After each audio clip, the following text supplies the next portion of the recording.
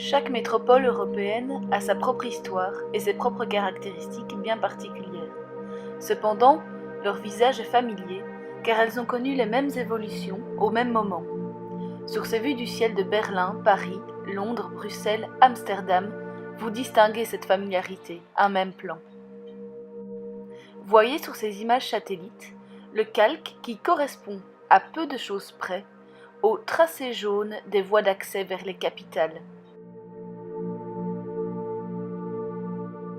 Toutes sont semblables. Ce plan, vous le connaissez. Il s'agit du plan radioconcentrique.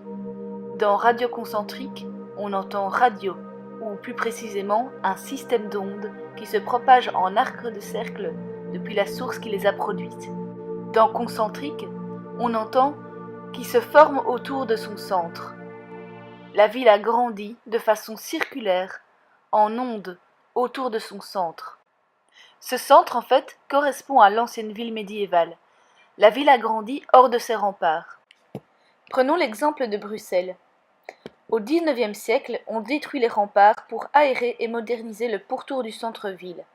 Naissent alors les boulevards, voiries larges, bourgeoises et paisibles. Pourtant, les anciens remparts sont toujours visibles par le tracé. Rappelez-vous le Pentagone, tracé en noir sur la carte, ou également appelé Petite Ceinture, est en fait un anneau de boulevard, mais aussi le tracé du dernier rempart du XIVe siècle.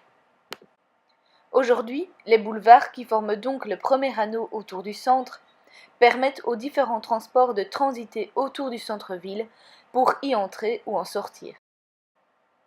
Nous connaissons donc le premier anneau, correspondant à la Petite Ceinture pour Bruxelles. Ensuite vient une seconde onde, plus éloignée du centre, qui délimite la métropole. Cette onde correspond au ring, ou une autoroute de forme circulaire, grande voie d'accès de transit autour de Bruxelles. Ce grand ring, ou dernier anneau, fait la connexion avec les aéroports et grands zonings commerciaux. Elle crée la limite entre l'aire urbaine et la campagne.